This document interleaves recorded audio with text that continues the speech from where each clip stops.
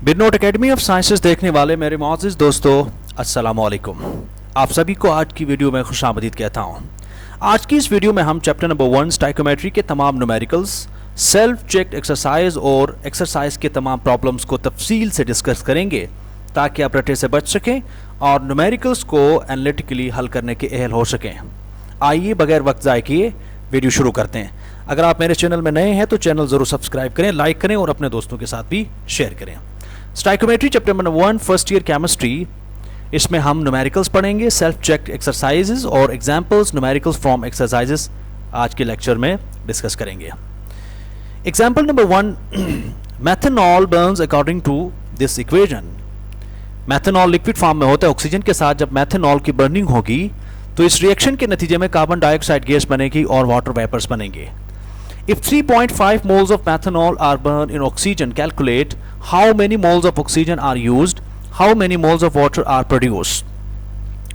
बहुत सिंपल है। इस न्यूमेरिकल को हम दो मेथड्स के जरिए सॉल्व करेंगे। जो पहला मेथड है उसको हम कहते हैं यूनिटी मेथड। यूनिटी मेथड के अंदर जो गिवन क्वांटिटी होती है वो हमेशा हम लेफ्ट साइड पे रखते हैं और जो रिक्वायर्ड क्वांटिटी होती है यानी जिसको हम फाइंड करते हैं हमेशा उसको राइट साइड पे रखते हैं। यहाँ 3.5 मोल्स मैथनॉल जो कि ये गिवन क्वांटिटी है, तो हम मैथनॉल्स की मदद से बाकी जो क्वांटिटीज हैं जाए लाइक ऑक्सीजन और वाटर जो है वो हम डिटरमिन करेंगे। सबसे पहले according to balance chemical equation 2 moles of methanol reacts with 3 moles of oxygen। ये हम अपनी तरफ से नहीं बल्कि बैलेंस केमिकल इक्वेशन की मदद से। आप इसमें देखिए ऑक्सीजन जो है ये रिक्वायर्ड क्वांटिटी है, तो रिक्वायर्ड क्वांटिटी को हमने राइट साइड पे रखा है और गिवन क्वांटिटी यानी मोल्स ऑफ मैथनॉल हम कहाँ रखते हैं, लेफ्ट साइड पे रखते हैं। सो if 1 mole of methanol, if 2 moles of methanol react with 3 moles of oxygen, then 1 mole of methanol will react, 2 जो है वो दूसरी तरफ जाके डिवाइड हो जाएगा 3 divided by 2। और सिमिलरली गिवन क्वांटिटी जो है, जो गिवन नंबर ऑफ मोल्स हैं वो 3.5 moles of methanol will react, तो 3 divided by 2 into ये जो नंबर ऑफ मोल्स हैं दूसरी तरफ जाके मल्टीप्लाई होंगे। मल्टीप्लाई होने के बाद फाइनली आपके पास 5.25 मोल्स ऑफ ऑक्सीजन मिल जाएंगे। सो इस मेथड को हम कहते हैं यूनिटी मेथड। सेकंड पार्ट ये कि वाटर के कितने मोल्स बनेंगे। Again according to balance chemical equation 2 moles of methanol produces 4 moles of water, 1 mole of methanol will produce 4 divided by 2। Similarly 3.5 moles जो कि गिवन है मैथनॉल के will produce 4 divided by 3 into 3.7 equals to 7 moles of water. So इसी तरह हम easily water और oxygen के moles find कर सकते हैं। मेथड नंबर 2, याद रखें इस मेथड को हम कन्वर्जन मेथड भी कहते हैं। अब इस मेथड के अंदर आप कैसे सॉल्व करते हैं, required quantity equal to given quantity into required quantity from balanced chemical equation divided by given quantity from balanced chemical equation। जब हम न्यूमेरिकल सॉल्व करेंगे तो बहुत ज़्यादा क्लियर हो जाएगा कि required quantity from balanced chemical equation, यहाँ भी हमने required quantity लिखा हुआ है लेकिन इसके साथ balanced chemical equation का वर्ड यूज नहीं हुआ। यहाँ भी हमने given quantity लिखा हुआ है तो given quantity के साथ जो है यहाँ भी balanced chemical equation का वर्ड यूज नहीं हुआ। तो इन दोनों में डिफरेंस क्या है, आइए जरा डिस्कस करते हैं एग्जाम्पल के साथ। अगेन रिएक्शन को हम दोबारा रिपीट करेंगे। रिपीट करने के बाद गिवन क्वांटिटी जो है वो इसमें 3.5 मोल्स ऑफ मैथनॉल है। This is given quantity. So required quantity जो है या मोल्स ऑफ ऑक्सीजन हमें रिक्वायर्ड है, this is known as required quantity. और given quantity from balance chemical equation, given quantity है मैथनॉल। तो बैलेंस केमिकल इक्वेशन के मुताबिक मैथनॉल के कितने मोल्स जो है वो रिएक्शन के अंदर पार्टिसिपेट कर रहे हैं, 2 मोल्स। तो यहां जो हम given quantity from balance chemical equation, ये जो डिनोमिनेटर वाला पार्ट है इसमें 2 मोल्स ऑफ मैथनॉल जो है वो पुट करेंगे। सो फार्मूले के मुताबिक number of moles of oxygen, this is required quantity, equal to 3.5 moles of methanol, this is given quantity, 3 moles of oxygen। ये कहां से आ गए, required quantity from balance chemical equation. अब हमें रिक्वायर्ड क्या है, ऑक्सीजन है और बैलेंस केमिकल इक्वेशन के अंदर ऑक्सीजन के कितने मोल्स पार्टिसिपेट कर रहे हैं, 3। तो 3 मोल्स हम यहां लिखेंगे ऑक्सीजन की divided by given quantity from balance chemical equation. तो बैलेंस केमिकल इक्वेशन की जो गिवन क्वांटिटी है, यानी number of moles of methanol balance chemical equation के अंदर कितने हैं, 2 है। आप इस फॉर्मूले के अंदर 2 मोल्स ऑफ मेथनॉल पुट करेंगे, मोल्स ऑफ मेथनॉल से कैंसिल हो जाएगा और बचेगा हमारे पास number of moles of oxygen 5.25 moles. Again answer जो है वो सेम आएगा, चाहे आप कन्वर्जन फैक्टर से करें चाहे आप यूनिटी मेथड से करें, you will get same number of moles. Part number next exercise 1.1 self checked exercise 1.1 के अंदर ammonia is an important raw material in the manufacturing of fertilizer, ये इंफॉर्मेशन है तो ये याद रखें, यहां से अक्सर एमसीक्यूज भी बनता है। तो हो सकता है ये पूछा जा सकता है कि which one of the following chemical is used for the manufacturing of fertilizer. Options में अगर ammonia, sulphuric acid, nitric acid और HCl अगर गिवन हो फॉर एग्जांपल, तो आपने ये याद रखना है कि अमोनिया जो है वो रॉ मटेरियल के तौर पर यूज होता है फर्टिलाइजर्स बनाने के लिए। तो जितने सेल्फ चेक्ड एक्सरसाइज या आपके एग्जांपल्स होंगे उनमें जो पहला फर्स्ट जुमला जो है, सेंटेंस जो है वो एक इंफॉर्मेशन रखता है, अक्सर वहां से एमसीक्यूज बनाए जा सकते हैं। It is obtained by combination of nitrogen and hydrogen is shown by the following balanced chemical equation.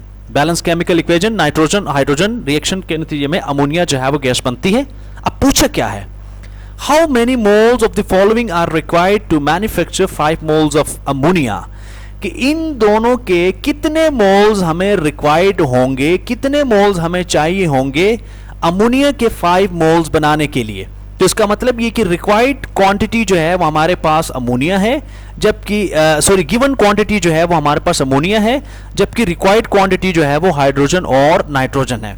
आइए पहले यूनिटी मेथड के जरिए करते हैं, ये सिर्फ कंपैरिजन के लिए, ये आपने कंफ्यूज नहीं होना, it is just for comparison. As we already discussed earlier कि जो क्वांटिटी हम फाइंड करते हैं उसको हमेशा हम राइट साइड पर रखते हैं और जो गिवन क्वांटिटी होती है उसको हमेशा लेफ्ट साइड पर रखते हैं। According to balance chemical equation 2 moles of ammonia produced by 1 mole of nitrogen, 1 mole of ammonia will produce by half moles of nitrogen. Similarly 5 moles of ammonia will produced by half into 5 equal to 2.5 moles जो है ये हमारे पास किसके आ जाएंगे, nitrogen के आ जाएंगे। अब आप सेम यही न्यूमेरिकल कन्वर्जन फैक्टर की मदद से भी कर सकते हैं। रिक्वायर्ड क्वांटिटी में हम लिखेंगे, रिक्वायर्ड क्वांटिटी क्या है, moles of nitrogen. Given quantity में हम क्या लिखेंगे, 5 moles of ammonia. Required quantity from balance chemical equation हमें क्या चाहिए, nitrogen. Required balance chemical equation के अंदर नाइट्रोजन के सिर्फ एक ही मोल इन्वॉल्व हो रहा है, जबकि given quantity from balance chemical equation, given quantity is ammonia. In balance chemical equation 2 moles of ammonia are participating. So फार्मूले के मुताबिक number of moles of nitrogen equal to 5 moles of ammonia into 1 mole of nitrogen divided by 2 moles of ammonia. moles of ammonia से cancel हो जाएंगे, so remaining हमारे पास number of moles of nitrogen जो है ये बच जाएगा 2.5 moles हमें मिल जाएंगे नाइट्रोजन के। so उसके बाद है example 1.2। Example 1.2 iron can be produced from iron oxide, जिसको हम हेमाटाइट भी कहते हैं। फार्मूला है Fe2O3 बाय रिएक्टिंग और with CO। Carbon dioxide is produced in this reaction as a by product. यहां तक इंफॉर्मेशन है। What mass of iron can be produced can be formed from 425 grams of iron ore। अब इसमें करना क्या है, हमें चाहिए आयरन का मास। इस रिएक्शन के अंदर हेमाटाइट कार्बन मोनोऑक्साइड के साथ रिएक्ट करेगा, आयरन बनाएगा, कार्बन डाइऑक्साइड गैस जो है वो एज अ बाई प्रोडक्ट के तौर पर बन जाएगी। अब हमने ये देखना है कि अगर 425 ग्राम आयरन ओर जो है वो उस रिएक्शन के अंदर अगर पार्टिसिपेट करें तो बताना ये है कि कितना ग्राम जो है वो आयरन के बन जाएंगे। इसके लिए स्टेप नंबर 1 हम सबसे पहले मोल्स फाइंड करते हैं किसके, आयरन ऑक्साइड के, क्योंकि मैस गिवन है आयरन ओर का।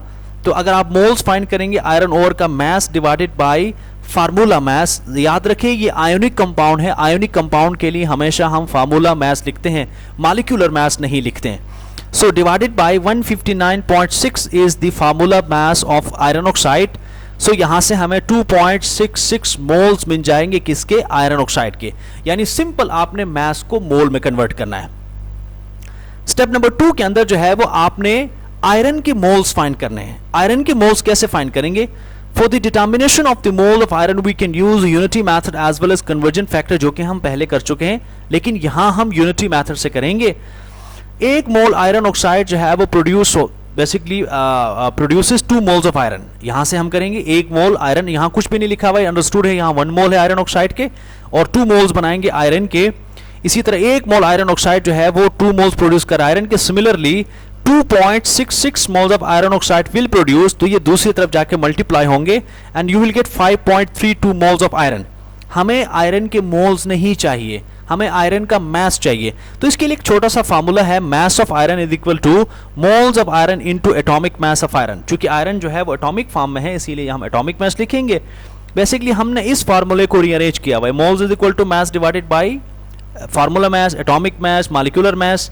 तो यहां से आप मास फाइंड करेंगे आयरन के, तो आपके पास आयरन का मास आ जाएगा 297.388 ग्राम्स ऑफ आयरन मिल जाएगा।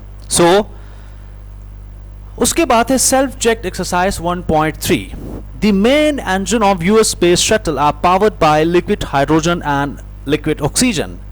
इफ 1.0 इंटू 10 पावर 5 kg, ये पावर में, ठीक है, ये पावर में है, kg of liquid hydrogen is carried out on a particular launch, what mass of liquid oxygen is necessary for all the hydrogen to be burned in the equation of the reaction? सादा अल्फाज में जो US space shuttle जो है उसमें fuel के तौर पर जो है हाइड्रोजन और ऑक्सीजन यूज होते हैं। अब अगर 1.2 इंटू 10 पावर 5 kg हाइड्रोजन जो है वो इस एक पर्टिकुलर लॉन्च के लिए रिक्वायर्ड होगा, तो कितना ऑक्सीजन हमें चाहिए होगा? ऑक्सीजन का हमने मास फाइंड करना है।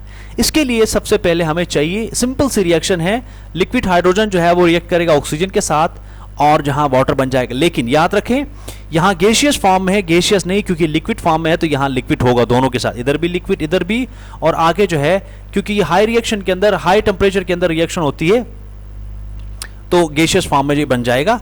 सो पहले हम यूनिटी मेथड के जरिए इस रिएक्शन को सॉल्व करेंगे। यूनिटी मेथड के मुताबिक ऑक्सीजन जो कि रिक्वायर्ड है, हाइड्रोजन गिवन है, तो जो क्वांटिटी रिक्वायर्ड होती है उसको हम राइट साइड पे रखते हैं और जो गिवन क्वांटिटी होती है उसको हमेशा हम रखते हैं लेफ्ट साइड पे। According to balance chemical equation, mass of hydrogen is equal to 4 grams. अब चूंकि यहाँ केजी में गिवन है तो मास आप ग्राम को केजी में कन्वर्ट करेंगे, या अब आप इसको केजी को ग्राम में कन्वर्ट कर सकते हैं, इसको आप एज इट इज रहने देंगे, आपकी मर्जी, इट्स अप टू यू। लेकिन मेरे लिए इजी ये था कि मैं ग्राम को केजी में कन्वर्ट करूं। तो ऑक्सीजन का मास जो है वो 0.032 kg, सिंपल आपने 1000 से डिवाइड करना है। इसी तरह हम जानते हैं बैलेंस केमिकल इक्वेशन के मुताबिक 0.0, अच्छा ये 4 कहां से आया? याद रखें एक हाइड्रोजन का मॉलिक्यूलर मास 2 है, तो 2 हाइड्रोजन का 4 है, इसीलिए मैंने यहां 4 लिखा है, तो आपने इधर भी कंफ्यूज नहीं होना। 0.004 kg of hydrogen reacts with 0.032 kg of oxygen. बेटा ये मैं अपनी तरफ से नहीं कह रहा, ये हम बैलेंस केमिकल इक्वेशन की मदद से ही ये सब कुछ रिलेशन जो है वो बिल्डअप कर रहे हैं। तो 1 kg of hydrogen will react with, तो ये वाली जो वैल्यू है ये दूसरी तरफ जाके क्या हो जाएगी? डिवाइड हो जाएगी। सिमिलरली गिवन क्या है? गिवन है 1.02 इंटू 10 पावर 5 kg, तो दूसरी तरफ जाके ये वैल्यू मल्टीप्लाई करेगी, finally will get 8.18 into 10 power 5 kg। अगर 1.2 into 10 power 5 kg hydrogen required होगा तो उसके साथ 8.18 इंटू 10 पावर 5 kg आपको ऑक्सीजन मिलाना पड़ेगा। तो ये याद रखें, स्टाइकोमेट्रिक कैलकुलेशन जो है वो इंतहाई इंपॉर्टेंट है। अगर आप यहाँ माइनर भी गलती करेंगे तो आपकी जो लॉन्च है वो कभी भी कंप्लीट नहीं होगी, कभी भी आप सफर नहीं कर सकेंगे, रास्ते से ही वापस आएंगे, लेकिन अपनी मर्जी से जमीन पर लैंड नहीं करेंगे, मर्जी होगी स्पेस शटल की। एग्जाम्पल नंबर 3 जो है वो डिस्कस करेंगे। Calculate the number of molecules of oxygen produced by thermal decomposition of 490 grams of KClO3। Reaction है हमारे पास KClO3, थर्मल डिकम्पोजिशन से KCl बनता है प्लस 3 ऑक्सीजन के मॉलिक्यूल्स बनते हैं। ओके, हमें क्या चाहिए? हमें नंबर ऑफ मॉलिक्यूल्स चाहिए। नंबर ऑफ मॉलिक्यूल्स फाइंड करने का फार्मूला है मोल्स इनटू एवोगैड्रोस नंबर। अब एवोगैड्रो नंबर की वैल्यू तो हमें मालूम है 6.02 इंटू 10 पावर 23 है, लेकिन हमें कहां से मिलेंगे मोल्स, और वो भी हमने क्या करना है, ऑक्सीजन के मोल्स। लेकिन गिवन क्या है, गिवन हमारे पास है 490 ग्राम्स ऑफ पोटेशियम क्लोरेट। तो इसके लिए सबसे पहले हम मोल्स फाइंड करेंगे, मोल्स ऑफ KClO3 फाइंड करेंगे, मास डिवाइडेड बाय फार्मूला मास। तो सिंपली 490 ग्राम्स गिवन है और 122.5 जो है वो ये फार्मूला मास है पोटेशियम क्लोरेट का 4 moles. According to balance chemical equation के मुताबिक 2 moles of KClO3 produces 3 moles of oxygen, 1 mole of KClO3 will produce 3 divided by 2। Similarly जो moles हमने स्टेप नंबर 1 के अंदर फाइंड किए थे यहाँ कि 4 moles of KClO3 will produce, आप दूसरी तरफ जाके ये मल्टीप्लाई हो जाएगा और फाइनली आपके पास मिल जाएंगे 6 moles of oxygen। अब आप फार्मूले के अंदर number of molecules equal two moles into Avogadro's number, तो आप कैसे करेंगे, 6 इंटू 6.02 इंटू 10 पावर 23, यहां से आपको 3.61 into 10 power 24 molecules of oxygen के मिल जाएंगे। ओके, उसके बाद है नेक्स्ट एग्जांपल 1.4। अच्छा याद रखें एग्जांपल 1.4 जो है ये इंतहाई इंपॉर्टेंट इसलिए क्योंकि इसमें एक टेक्निकल जो है वो पॉइंट है यहाँ कंप्लीटली आयोनाइज्ड का। अक्सर स्टूडेंट जो है वो इसको इग्नोर करते हैं जिसकी वजह से इनका न्यूमेरिकल सही नहीं होता। 20 grams of sulfuric acid on dissolving in water ionized completely, calculate number of molecules, number of hydrogen and sulfate ions and mass of individual ions। तो सबसे पहले हम मॉलिक्यूल्स फाइंड करेंगे सल्फ्यूरिक एसिड का। मॉलिक्यूल्स फाइंड करने का again formula है मास divided by molecular mass, या इसको सिंपल मोल भी कह सकते हैं आप, आपकी मर्जी, इसको सब्स्टिट्यूट करें, मोल एक ही बात है, into 6.02 into 10 power 23, that is the Avogadro's number. Mass given है सल्फ्यूरिक एसिड का 20 ग्राम, 98 is the molecular mass of sulphuric acid. तो जब आप उसको सॉल्व करेंगे 1.228 into 10 power 23 molecules of sulphuric acid, part number 1 complete हो गया आपका। पार्ट नंबर 2 हाइड्रोजन और सल्फेट आयन आपने फाइंड करना है। तो इसके लिए याद रखें आपने इस वाले पॉइंट को यानी आयोनाइज्ड कंप्लीटली को आपने अच्छी तरह माइंड में रखना है, अदरवाइज जो है वो आप यहां गलती कर सकेंगे। In order to find the number of hydrogen and sulfate ion, we need to a balanced reaction for complete ionization of sulfuric acid। जब सल्फ्यूरिक एसिड की कंप्लीट आयोनाइजेशन होगी तो 2 प्रोटॉन्स बनेंगे और एक सल्फेट जो है वो आयन बनेगा। According to be balance chemical equation या balance chemical reaction, 1 molecule of sulphuric acid produces 2 protons. ये यहां से हम कर रहे हैं, एक मॉलिक्यूल सल्फ्यूरिक एसिड कितने प्रोटॉन्स प्रोड्यूस कर रहे हैं, 2। सो 1.2 इंटू 10 पावर 23 मॉलिक्यूल्स जो कि हमने स्टेप नंबर 1 के अंदर फाइंड किए थे, वो कितने मॉलिक्यूल्स कितने हाइड्रोजन आयंस जो है वो प्रोड्यूस करेंगे, 2.45 into 10 power 23 hydrogen ions. Number of sulphate ions और मॉलिक्यूल्स जो है वो सेम होंगे, क्यों, क्योंकि रेशो जो है 1:1 रेशो है, 1:1 है। तो जितने मॉलिक्यूल्स होंगे उतने ही सल्फेट आयंस भी होंगे। सी पार्ट इसका मास ऑफ इंडिविजुअल आयन आपने फाइंड करना है। अच्छा, mass of individual ion find करने का फार्मूला सिंपल, यहां से आप याद रखें, इस फार्मूले को हमने रीअरेंज करना है। यहां मास है तो मास को आप दूसरी तरफ लेके जाएंगे, जब आप दूसरी तरफ लेके जाएंगे mass of hydrogen ion equal to number of ions divided by Avogadro number into molecular mass of ion. Okay, mass of hydrogen ion that is जो कि हमने यहां फाइंड किए हैं इनटू एवोगैड्रो नंबर जो है वो हमारे पास 10 इंटू 10 पावर 23 सॉरी ये मॉलिक्यूल्स है divided by Avogadro number 6.02 10 power 23 into molecular mass या आयन का जो मास है 1.008 है। तो यहां से आपको मास मिल जाएगा हाइड्रोजन आयन का।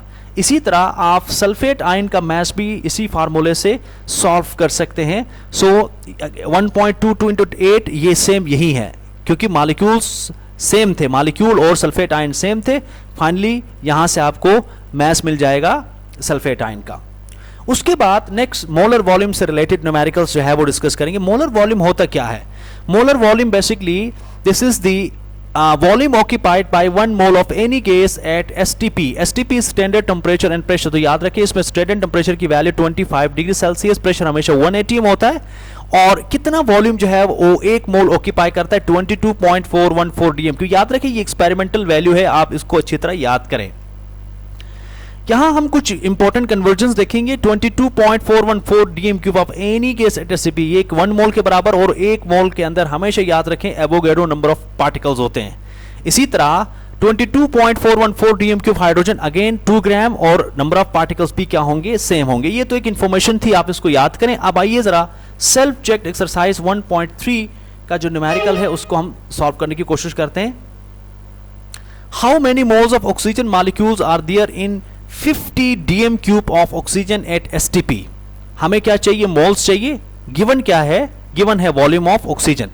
इसके लिए अगेन हम जानते हैं 22.414 DM cube of oxygen STP 1 मोल के बराबर होता है। तो अगर 22.2 डीएम क्यूब 1 मोल के बराबर होगा तो 1 डीएम क्यूब बराबर होगा, दूसरी तरफ जाके डिवाइड हो जाएगा। सिमिलरली 50 डीएम क्यूब जो कि गिवन है तो दूसरी तरफ जाके मल्टीप्लाई होगा, you will get 2.323 moles of oxygen. इसी तरह इसका दूसरा जो पार्ट है, what volume does 0.8 moles of nitrogen gas occupy at STP. अब यहां मोल्स गिवन है, वॉल्यूम रिक्वायर्ड है।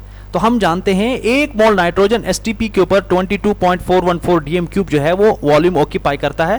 तो 0.8 moles nitrogen gas at STP will occupy, तो दूसरी तरफ जाके मल्टीप्लाई होगा, फाइनली आपके पास 17.9 डीएम क्यूब जो है वो वॉल्यूम आएगा। उसके बाद है परसेंटेज कॉम्पोजिशन। परसेंटेज कॉम्पोजिशन से भी हमेशा एक न्यूमेरिकल लाजमी जो है वो आता है। वो स्पेशली कौन सा न्यूमेरिकल आता है ये हम इसी लेक्चर के अंदर डिस्कस करेंगे। परसेंटेज कॉम्पोजिशन होती क्या है, the relative mass of each element in a compound is expressed as a percentage composition. तो परसेंटेज कॉम्पोजिशन फाइंड करने के स्टेप्स में पहला स्टेप है डिटरमिन दी मॉलिक्यूलर या फार्मूला मास ऑफ कंपाउंड। इसमें भी बहुत ज़्यादा स्टूडेंट गलतियां करते हैं मॉलिक्यूलर मास और फार्मूला मास फाइंड करने का। आपने 9th मैट्रिक क्लास में पढ़ा होगा फार्मूला मास और मॉलिक्यूलर मास कैसे फाइंड करते हैं, यहाँ हम डिस्कस नहीं करेंगे। Using the following formula find the percentage composition. हम परसेंटेज कॉम्पोजिशन जो है वो इस फार्मूले की मदद से फाइंड करते हैं। एग्जाम्पल के तौर पर what is the percentage composition of magnesium oxide. तो याद रखें मैग्नीशियम ऑक्साइड के अंदर मैग्नीशियम का मास और ऑक्सीजन का मास फाइंड करने को परसेंटेज कॉम्पोजिशन कहते हैं। यानी what is the mass of magnesium relative to the mass of oxygen is known as percentage composition। आइए पहले मैग्नीशियम का एटॉमिक मास 24 है, ऑक्सीजन का 16 है। ये तो याद करना पड़ेगा आपको, ठीक है। आप पीरियोडिक टेबल की मदद से भी याद कर सकते हैं। तो 40 gram is the molecular mass, formula mass या molecular mass of this compound. तो परसेंटेज कॉम्पोजिशन हमें पहले मैग्नीशियम का फाइंड करेंगे। क्या है, mass of element in a compound 24 divided by molecular mass या formula mass of compound is 40। तो यहां से आपको 0.6 जो है वो मिल जाएगा। तो याद रखिए ये परसेंटेज में आपने 100 से मल्टीप्लाई भी करना है, क्योंकि मैंने यहां 100 से मल्टीप्लाई नहीं किया। तो ये जो वैल्यू आएगी इसके साथ आपने 100 से हमेशा मल्टीप्लाई करना है। So percentage composition of oxygen 16 divided by 4 into 0.4, 100 से मल्टीप्लाई करेंगे तो 40 आ जाएगा, ये 60 आ जाएगा। तो आप याद रखें परसेंटेज कॉम्पोजिशन आप तमाम एलिमेंट्स की जब आप सम करेंगे तो यूनिटी के बराबर होना चाहिए, 1 के 100% के बराबर होना चाहिए, याद रखें। तो इसी तरह the sum of percentage composition of element should be equal to 100%। उसके बाद है एक्सरसाइज का, इसी से रिलेटेड जो है वो एक्सरसाइज का क्वेश्चन है, क्वेश्चन नंबर 5 का part A.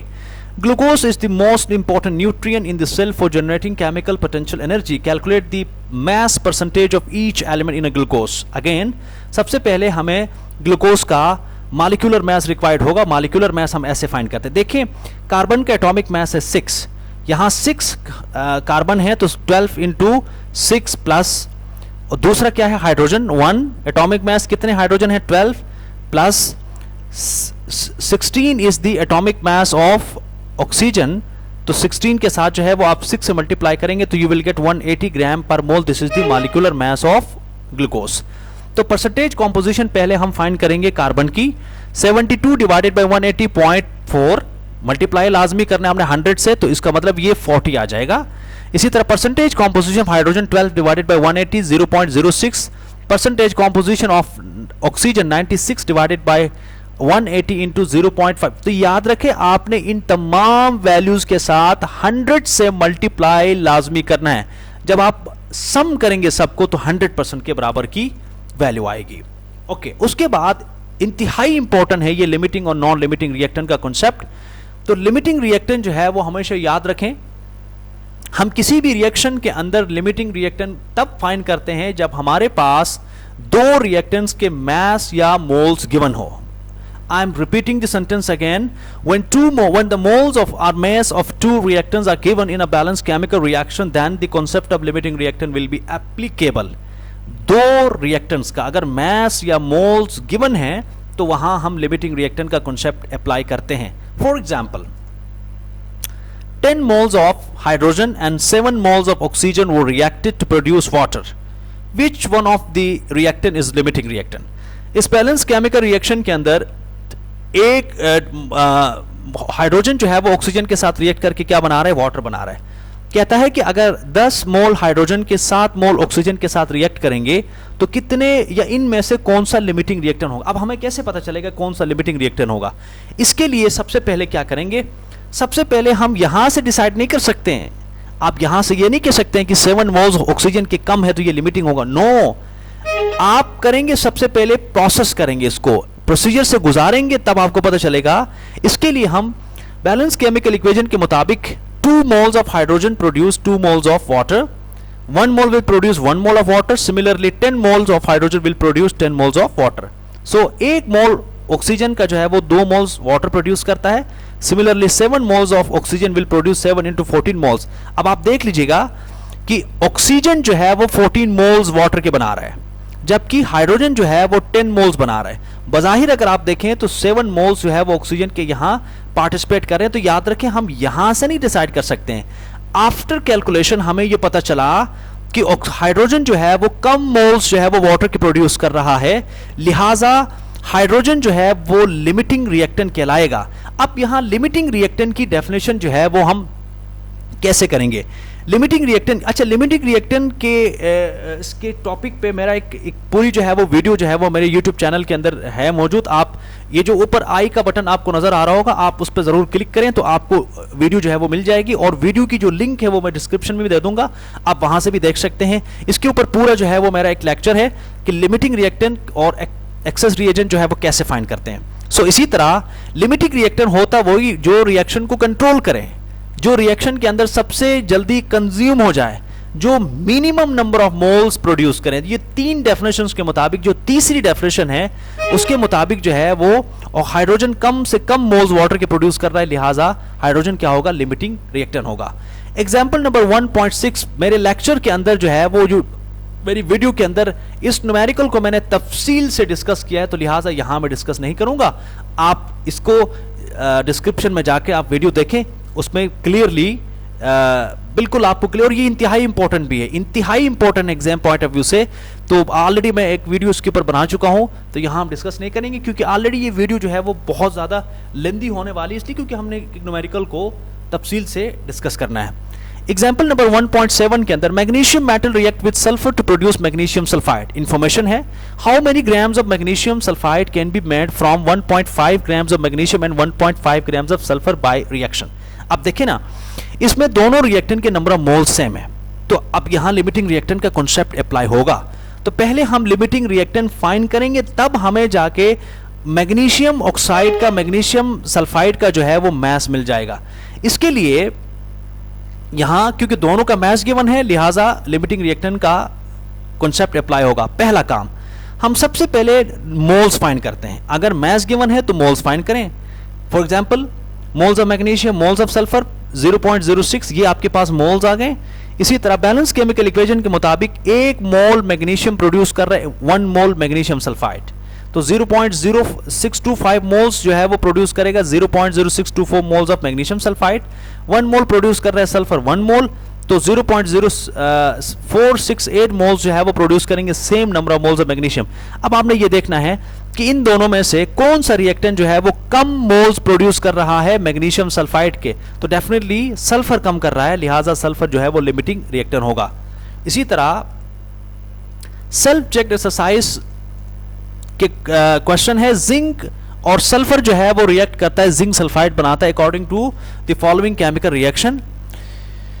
If 6 grams of zinc and 4 grams of sulfur are available for reaction, that determine limiting reactant and mass of zinc sulfide. Balance chemical reaction ये है, simple reaction है, 1:1 ratio से आपस में react कर रहे हैं. सोल्यूशन सबसे पहले हम मोल्स फाइंड करेंगे, मोल्स आ गए जिंक के और सल्फर के। उसके बाद here zinc is limiting reactant. क्यों भाई जिंक लिमिटिंग रिएक्टेंट क्यों है? इसलिए कि अगर बैलेंस केमिकल इक्वेशन के अंदर रिएक्टेंट के नंबर ऑफ मोल्स सेम हो, ये मैं दोबारा रिपीट कर रहा हूं, ये इंपॉर्टेंट है पॉइंट। अगर बैलेंस केमिकल रिएक्शन के अंदर दोनों रिएक्टेंट के नंबर ऑफ मोल्स अगर सेम हो, तो आप स्टेप नंबर 1 के अंदर जो मोल्स फाइंड करेंगे उनमें से जिस रिएक्टेंट के मोल सबसे कम होंगे वो लिमिटिंग रिएक्टेंट होगा। चूंकि जिंक और सल्फर के नंबर ऑफ मोल्स तो सेम है, लिहाजा स्टेप नंबर 1 के अंदर जिस रिएक्टेंट के मोल्स कम होंगे वो लिमिटिंग रिएक्टेंट कहलाएगा, लिहाजा जिंक जो है वो यहां लिमिटिंग रिएक्टेंट होगा। ओके, अब चूंकि हमने जिंक सल्फाइड का मास फाइंड करना है, तो mass of zinc sulphide moles into formula mass, तो जो कम से कम नंबर ऑफ मोल्स हैं जिंक सल्फाइड के, वो जो जिंक प्रोड्यूस कर रहा है वो यहां पुट करेंगे, फार्मूला मास से मल्टीप्लाई करेंगे तो हमारे पास मास मिल जाएगा। सेल्फ चेक एक्सरसाइज का दूसरा part, aluminium react with bromine to form aluminium bromide as shown by the balance chemical reaction. If 15.8 grams of aluminium and 55.6 gram of bromine are available for the reaction that determine, तो हमने क्या find करना है? Limiting reactant find करना है, mass of aluminium bromide find करना है। अब इसके लिए बैलेंस केमिकल रिएक्शन के अंदर दोनों रिएक्टेंट के नंबर ऑफ मोल्स सेम नहीं है। अब जब नहीं है तो इसका मतलब पहले हम मोल्स फाइंड करेंगे, फिर हम एक एक करके कंपैरिजन करवाएंगे। कैसे? सबसे पहले हम दोनों रिएक्टेंट के नंबर ऑफ मोल्स फाइंड करेंगे, एल्यूमिनियम के और ब्रोमीन के। तो ये याद रखें, ब्रोमीन का यहां ब्रोमीन मॉलिक्यूलर फॉर्म में है, तो आप मैस भी मॉलिक्यूलर ही कंसीडर करेंगे। तो यहां मॉलिक्यूलर इसका मैस जो है 160 आएगा। यहां अक्सर स्टूडेंट गलती करते हैं, आपने यहां ज्यादा केयर करना है। बैलेंस केमिकल इक्वेशन के मुताबिक 2 मोल्स एल्यूमिनियम जो है वो प्रोड्यूस कर रहा है 2 मोल्स ऑफ एल्यूमिनियम ब्रोमाइड, और इसी तरह 0.585 moles of aluminium will produce, दूसरी तरफ जाके ये मल्टीप्लाई हो जाएगा, और इसी तरह 3 moles of bromine produce 2 moles of aluminium bromide। ये यहां से हम लिख रहे हैं 1 मोल प्रोड्यूस, दूसरी तरफ जाके 3 डिवाइडेड हो जाएगा, और गिवन मोल्स जो कि हमने स्टेप नंबर 1 के अंदर फाइंड किए थे, तो दूसरी तरफ जाके मोल्स जो है वो मल्टीप्लाई होंगे, and finally we'll get 0.23116 grams of moles of aluminium bromide. अब हमने ये देखना है कि इन दोनों में से सबसे कम मोल्स प्रोड्यूस कर रहा है ब्रोमीन, तो ब्रोमीन जो है वो लिमिटिंग रिएक्टेंट होगा। So bromine is a limiting reactant. लेकिन हमें एल्यूमिनियम ब्रोमाइड का मास भी चाहिए, तो मास के लिए जो फार्मूला यूज होता है मोल इनटू फार्मूला मास, मोल्स जो है वो ये वाले पुट करेंगे जो कि लिमिटिंग रिएक्टेंट वाले मोल्स हैं, और इसका मॉलिक्यूलर मास पुट करेंगे, you will get mass of aluminium bromide. उसके बाद determination of excess reactant in stoichiometry. एक तो लिमिटिंग रिएक्टेंट का हो गया कि कैसे हम लिमिटिंग रिएक्टेंट फाइंड करते हैं। दूसरा कि जो रिएक्टेंट कंप्लीटली कंज्यूम होगा वो तो लिमिटिंग रिएक्टेंट है, और जो रिएक्टेंट रिएक्शन के अंदर अभी भी मौजूद होगा वो उसको हम कहते हैं एक्सेस रिएजेंट। तो एक्सेस रिएजेंट कैसे फाइंड करते हैं, इसके लिए भी एक न्यूमेरिकल है, ये भी इंपॉर्टेंट है। इसके लिए example number 1.8, suppose 1.8 moles of ammonium chloride वो reacted with 1.35 moles of calcium hydroxide. How many grams of calcium hydroxide are left unreacted in this reaction. कहता है कि अगर इतने मोल्स दोनों रिएक्टेंट के मौजूद हो, तो आप ये बताइए कि कितने कैल्शियम हाइड्रोक्साइड के ग्राम्स मौजूद होंगे। तो ये ऑलरेडी यहां कह रहा है कि लेफ्ट अनरिएक्टेड का इसका मतलब ये है कि ये एक्सेस रिएजेंट है। ओके, इसके लिए सबसे पहले हम लिखते हैं balance chemical equation. Balance chemical equation के अंदर जो मोल्स अनरिएक्टेड फाइंड करते हैं, इसका फार्मूला एक सिंपल है, initial moles minus consumed moles. Initial moles किसके? आप देखिए ना, formula mass of unreacted calcium hydroxide है, कैल्शियम हाइड्रोक्साइड के मोल्स है 1.35, लेकिन हमें कंज्यूम्ड मोल कहां से मिलेंगे? ये कंज्यूम मोल हम बैलेंस केमिकल इक्वेशन से यूनिटी मेथड के जरिए जो है वो हम फाइंड करेंगे। From this method we will determine the consumed moles of calcium hydroxide. कैसे? According to balance chemical reaction 2 moles of ammonium chloride reacts with 1 mole of calcium oxide. जिसके नंबर ऑफ मोल्स फाइंड करते हैं हमेशा उसको हम रखते हैं right side पे, जिसकी मदद से करते हैं उसको हम हमेशा रखते हैं लेफ्ट साइड पे। तो बैलेंस केमिकल इक्वेशन के मुताबिक 2 मोल्स अमोनियम क्लोराइड जो है वो रिएक्ट कर रहे हैं 1 mole of calcium hydroxide. 1 mole of ammonium chloride will react with half. Similarly 1.8 moles जो कि गिवन है, तो ये जो है वो इसके साथ आप मल्टीप्लाई करेंगे तो आपके पास 0.935 मोल्स बनेंगे, मिल जाएंगे। ये बेसिकली कंज्यूम्ड मोल्स हैं। तो फार्मूला हम दोबारा लिख रहे हैं, initial moles minus consumed moles. इस फार्मूले के मुताबिक कंज्यूम मोल्स आप जब पुट करेंगे तो आपके पास 0.41 मोल्स, ये वो मोल्स हैं जो कि रिएक्शन के अंदर अभी भी अनरिएक्टेड हैं कैल्शियम हाइड्रोक्साइड के। अब हमें तो मोल्स नहीं चाहिए, हमें तो मैस चाहिए, तो मैस को, मोल्स को आप सिंपल मैस में कन्वर्ट कर सकते हैं। तो फाइनली आपके पास 30.71 ग्राम जो है वो मैस, यानी इतने ग्राम्स अभी भी कैल्शियम हाइड्रोक्साइड के रिएक्शन के अंदर हैं after completion of this reaction, because here ammonium chloride is a limiting reactant. Once ammonium chloride will completely consume in this reaction, then calcium hydroxide is still present in this reaction. This is known as excess reagent. अगला topic है theoretical yield, actual yield and percentage yield. ये भी important है, यहां से अक्सर numerical percentage yield find करने का फार्मूला है actual yield divided by theoretical yield into 100। Example 1.9 जो है वो इससे रिलेटेड है। तो in an industry copper metal was prepared by the following reaction. So इस रिएक्शन के जरिए हम कॉपर मेटल जो है वो तैयार करते हैं इंडस्ट्री के अंदर। कैसे? जिंक जब कॉपर सल्फेट के साथ रिएक्ट करेगा, जिंक सल्फाइड बनाएगा और साथ कॉपर बन जाएगा। कहता है कि 1.27 gram copper sulphate when reacted with excess of zinc metal, a yield of 0.392 grams of copper metal is obtained। तो याद रखें, ये जो यहां कॉपर का मास गिवन है ये एक्चुअल यील्ड है जो कि रिएक्शन के अंदर बन रहा है। तो आप यहां एक्चुअल यील्ड अगर ना भी लिखा हो तो आप इतना आपकी अंडरस्टैंडिंग होनी चाहिए कि यहां से आप एक्चुअल यील्ड को डिड्यूस कर सकें। तो क्योंकि इतना कॉपर बन रहा है लिहाजा ये एक्चुअल यील्ड है। तो हमने क्या फाइंड करना है? Calculate percentage yield. So percentage yield find करने का formula actual yield divided by theoretical yield. अब एक्चुअल यील्ड तो गिवन है 0.392 ग्राम्स ऑफ कॉपर, लेकिन हमें थियोरेटिकल यील्ड कहां से मिलेगा? थियोरेटिकल यील्ड हमें बैलेंस केमिकल इक्वेशन से मिलेगा। हम इस मैथ्स को यहां यूज करेंगे और थियोरेटिकल यील्ड फाइंड करेंगे। ओके, थियोरेटिकल यील्ड फाइंड करने का फार्मूला पहले आप यहां मोल्स में कन्वर्ट करके भी कर सकते हैं, आप मैस रिलेशनशिप भी यूज कर सकते हैं, लेकिन for the sake of simplicity पहले हम मोल्स में कन्वर्ट करेंगे। मोल्स आ जाएंगे कॉपर सल्फेट के, लेकिन हमें तो कॉपर सल्फेट के मोल्स नहीं चाहिए ना, हमें तो कॉपर के चाहिए। So we need copper. According to the balance chemical reaction, moles of copper will be same as the moles of copper sulphate. क्यों? क्योंकि रेशो है 1:1। तो जितने मोल्स कॉपर सल्फेट के होंगे उतने ही मोल्स होंगे कॉपर के, लेकिन हमें कॉपर के मोल्स तो नहीं चाहिए, हमें तो कॉपर का मास चाहिए। सो इस फार्मूले की मदद से हम कॉपर का मास फाइंड करेंगे 0.507। This is the theoretical yield. So keep remember, theoretical yield is always greater than that of actual yield. ठीक है, ये हमेशा एक्चुअल यील्ड जो है वो थियोरेटिकल यील्ड से कम होता है। सो परसेंटेज यील्ड जब आप फाइंड करेंगे actual yield divided by theoretical yield into 100, तो 77.3% जो है वो कॉपर बनेगा। अगर आप इस रिएक्शन या इन कंडीशंस के अंदर आप रिएक्शन करवाएंगे तो 77.3% में कॉपर बनेगा। इसी से रिलेटेड दूसरा example 1.10। In a reaction, 2 moles of methane were reacted with in excess of chlorine. As a result, 177 grams of CCl4, जिसको हम कार्बन टेट्राक्लोराइड कहते हैं, is obtained. What is theoretical yield, actual yield and percentage yield? तो already understood है 177 ग्राम अगर carbon tetrachloride बन रहा है तो उसका मतलब ये है कि ये है एक्चुअल यील्ड। अब एक्चुअल यील्ड में डायरेक्ट आप वैल्यू लिख लें 177 ग्राम ऑफ कार्बन टेट्राक्लोराइड, लेकिन हम थियोरेटिकल यील्ड कहां से फाइंड करेंगे? थियोरेटिकल यील्ड फाइंड करने के लिए बैलेंस केमिकल इक्वेशन के मुताबिक 2 moles of methane will produce 2 moles of carbon tetrachloride, both have same molar ratio 1:1 है। जितने मोल्स मीथेन के होंगे उतने ही मोल्स जो है वो अमोनियम कार्बन टेट्राक्लोराइड के होंगे। Mass of carbon tetrachloride moles into molecular mass. Okay, तो यहां से मोल्स कितने हैं? 2 मोल्स ऑफ मीथेन, तो 2 into molecular mass 308 gram. This is theoretical yield.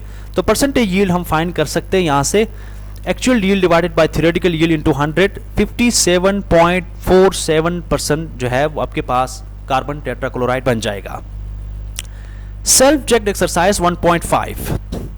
The overall balanced chemical reaction chemical equation for the production of ethanol from glucose is as follows। ये भी important है कि हम ग्लूकोज से ethyl alcohol बनाते हैं bye fermentation process. तो इस पर हम नहीं जाएंगे फर्मेंटेशन प्रोसेस पे, ये लेंदी होगा बहुत ज़्यादा। बहरहाल कि ग्लूकोज से हम इथाइल अल्कोहल प्रोड्यूस करते हैं, कार्बन डाइऑक्साइड गैस साथ बनती है। What is the theoretical yield of methanol available from 10 grams of glucose? अगर 10 ग्राम ग्लूकोज की फर्मेंटेशन करवाएंगे तो कितना जो है वो हमारे पास इथाइल अल्कोहल का यील्ड बनेगा। इसके लिए दूसरा part, if in a particular experiment 10 grams of glucose produces 0.66 grams of ethanol, what is the percentage yield? अब यहाँ जो टेक्निकल पॉइंट है वो ये है 10 ग्राम ये दोनों पार्ट्स के अंदर जो है वो मास ऑफ ग्लूकोज सेम है। अगर सेम नहीं होगा तो फिर क्या करेंगे, इस पे भी जो है वो हम डिस्कस करेंगे इस वीडियो के एंड में। तो सबसे पहले हम बैलेंस केमिकल इक्वेशन के मुताबिक 180 gram of glucose produced 92 grams of ethanol, इसको कहते हैं मैस रिलेशनशिप। आप चाहे इसको मैस को मोल में कन्वर्ट करके फिर मोल्स बनाएं, मोल से फिर मैस में कन्वर्ट करें, बिल्कुल कर सकते हैं। इससे पहले हम यही करते आ रहे हैं। अब हम यहां सिर्फ मैस रिलेशनशिप से भी इसको सॉल्व करने की कोशिश करेंगे। 180 grams of glucose produces 92 grams of ethyl alcohol. आप 2 को कंसिडर करेंगे तो 92 ग्राम, 1 ग्राम ग्लूकोज प्रोड्यूस करेगा 92 डिवाइडेड बाय 180। इसी तरह 10 ग्राम ग्लूकोज प्रोड्यूस करेगा 92 डिवाइडेड बाय 180 इंटू 110, 5.15 ग्राम जो है वो ग्लूकोज का बन जाएगा। सो अगर आप इसको सॉल्व करेंगे तो यहां से आपको इजीली जो है वो ग्लूकोज का जो है वो मास मिल जाएगा। सो 5.15 gram of ethanol is basically this is the theoretical yield of ethyl alcohol. Okay, उसके बाद है एक्चुअल यील्ड। परसेंटेज यील्ड जो है वो हम फाइंड करते हैं actual yield divided bye theoretical yield into 100। तो फार्मूले के मुताबिक आप इजीली जो है वो आप वैल्यूज पुट करें और फाइनली आपके पास 12.89% जो है वो यील्ड मिल जाएगा इथाइल अल्कोहल का। Self checked exercise 1.5, a solid carbon dioxide जिसको हम ड्राई आइस भी कहते हैं may be use for refrigeration. Again the first sentence of any numerical is always an informative part. Some of this carbon dioxide is obtained as a byproduct when hydrogen is produced from methane in the following reaction. So methane की जब हम steam के साथ reaction करवाते हैं hydrogen gas बनती है plus carbon dioxide gas बनती है। इसको कैसे सॉल्व करेंगे? अच्छा, क्वेश्चन क्या है, what mass of CO2 should be obtained from 12 grams of methane? तो यानी हमने कार्बन डाइऑक्साइड का यील्ड फाइंड करना है। और B part, if actual yield obtain is 3000 gram then what is percentage yield? Again mass relationship की मदद से 16 ग्राम methane produces 44 grams of CO2, 1 gram produced 44 divided by 16, and similarly 1250 grams of methane will produce multiply, और इसी तरह आपके पास 3437.5 grams जो है वो आपके पास किसके, कार्बन डाइऑक्साइड के बन जाएंगे। लिहाजा this is the theoretical yield. Actual yield क्या है 3000, थ्योरेटिकल यील्ड जो है वो ये आपके पास मल्टीप्लाई करेंगे 100 से 87% जो है आपके पास बन जाएगा कार्बन डाइऑक्साइड की परसेंटेज। अब न्यूमेरिकल एक्सरसाइज के न्यूमेरिकल्स हम डिस्कस करेंगे। Question number 2 part 3, how many covalent bonds are present in 9 grams of water? Okay, इसके लिए सबसे पहले कोवलेंट बॉन्ड फाइंड करने के लिए हमेशा याद रखें, बॉन्ड्स फाइंड करने के लिए हमेशा हम पहले मॉलिक्यूल्स फाइंड करते हैं। Number of molecules of water, mass divided by molecular mass into Avogadro's number. यहां से आपके पास नंबर ऑफ मॉलिक्यूल्स आएंगे 3.011 into 10 power 23 molecules of water. हमें क्या चाहिए, हमें चाहिए कोवलेंट बॉन्ड्स। हम जानते हैं कि एक मॉलिक्यूल वाटर के एक मॉलिक्यूल के अंदर होते हैं 2 कोवलेंट बॉन्ड्स। अगर एक मॉलिक्यूल के अंदर 2 बॉन्ड्स होंगे तो जो गिवन मॉलिक्यूल्स हमने स्टेप नंबर 1 के अंदर फाइंड किए हैं तो मल्टीप्लाई होंगे दूसरी तरफ जाके, तो आपके पास 6.02 into 10 power 23 covalent bonds. Okay, fifth part, how many molecules of water are there in 12 gram of ice? यानी 12 ग्राम आइस के अंदर कितने वाटर मॉलिक्यूल्स? इसमें जो टेक्निकल पॉइंट है वो है आइस है। तो आइस का फार्मूला, वाटर का फार्मूला, स्टीम का फार्मूला एक ही होता है। तो इसमें अक्सर जो है वो स्टूडेंट कंफ्यूज होते हैं, गलती करते हैं, उनको पता नहीं चलता कि आइस बेसिकली वाटर ही होता है फार्मूला। तो mass of ice 12 gram, molecular mass of ice 18। तो मॉलिक्यूल जो है वो फार्मूले के मुताबिक आपके पास बन जाएंगे, इस मल्टीप्लाई करेंगे you will get the molecules of water. Calculate the weight of oxygen gas evolved when 5 grams of potassium chlorate is completely decomposed thermally. इसके लिए अगेन हमें पहले बैलेंस केमिकल इक्वेशन चाहिए। अब याद रखें 5 ग्राम है पोटाशियम क्लोरेट का, लेकिन हमें चाहिए मास ऑक्सीजन का। तो ऑक्सीजन का मास हम फाइंड करेंगे कैसे? सबसे पहले बैलेंस केमिकल इक्वेशन के मुताबिक 245 grams of potassium chlorate produces 96 grams of oxygen. 1 gram will produce unity method के मुताबिक 5 gram प्रोड्यूस करेगा 1.95 grams of oxygen. सिंपली जो है वो हम mass रिलेशनशिप की मदद से इस न्यूमेरिकल को सॉल्व कर सकते हैं। Question number 3, this is extremely important, exam point of view से बहुत इंपॉर्टेंट है, इसलिए इस न्यूमेरिकल को आपने अच्छी तरह समझना है। The liquid bromoform has a density 2.89 gram per cm cube. What volume of this liquid should be measured to contain a total number of 4.8 into 10 power 20 molecules of bromoform? देखें इसमें गिवन क्या है, डेंसिटी गिवन है और 7 molecules given है। आपसे पूछा गया है कि वॉल्यूम आप फाइंड करें। तो सबसे पहले डेंसिटी का फार्मूला लिखेंगे, density is equal to mass divided by volume. यहां से वॉल्यूम फाइंड करेंगे, मास डिवाइडेड बाय डेंसिटी। अब मास कहां से, डेंसिटी तो गिवन है लेकिन मास कहां से फाइंड करेंगे? मास फाइंड करने के लिए हमें मॉलिक्यूल्स की मदद चाहिए होगी। तो नंबर ऑफ मॉलिक्यूल्स का फार्मूला हम जानते हैं, मास divided by molecular mass into Avogadro's formula, Avogadro's number. अब इस फार्मूले को हम थोड़ा सा रीअरेंज करेंगे।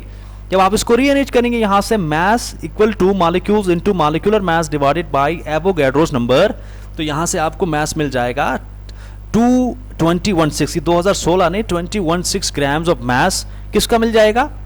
ब्रोमोफॉर्म का। अब इस फार्मूले के अंदर जो है वो मास पुट करें, तो जब आप मास पुट करेंगे तो आपके पास 697.8 cm क्यूब जो है वो वॉल्यूम मिल जाएगा आपको ब्रोमोफॉर्म का। Question number 6, a piece of pure aluminium metal having a volume of 2.5 cm cube is reacted with excess of HCl. What is the weight of hydrogen liberated? The density of aluminium is 2.7 gram per cm cube. Aluminium metal की जब हम HCl के साथ reaction करवाते हैं hydrogen gas बनती है और एल्यूमिनियम क्लोराइड बनता है। अब इस रिएक्शन के अंदर देख लीजिएगा, डेंसिटी वॉल्यूम गिवन है किसका? एल्यूमिनियम का। डेंसिटी गिवन है एल्यूमिनियम की और वेट पूछा गया है हाइड्रोजन का। तो सबसे पहले हम कुछ इस तरह से करते हैं कि हम इस डेटा की मदद से पहले हम मास फाइंड करते हैं एल्यूमिनियम का। So volume of aluminium 2.5, density of aluminium 2.7, तो मास डेंसिटी इनटू वॉल्यूम, यहां से मास हमें मिल जाएगा 6.75 ग्राम्स ऑफ एल्यूमिनियम। अब बैलेंस केमिकल इक्वेशन के मुताबिक 54 grams of aluminium produces 6 gram of hydrogen. 1 gram of aluminium will produce 6 divided by 54. Similarly, 6.7 grams of aluminium will produce 6 divided by into 54 into 6.75. You will get 0.75 grams of aluminium chloride. तो ये आपके पास जो है वो मास मिल जाएगा hydrogen का। Thank you for watching.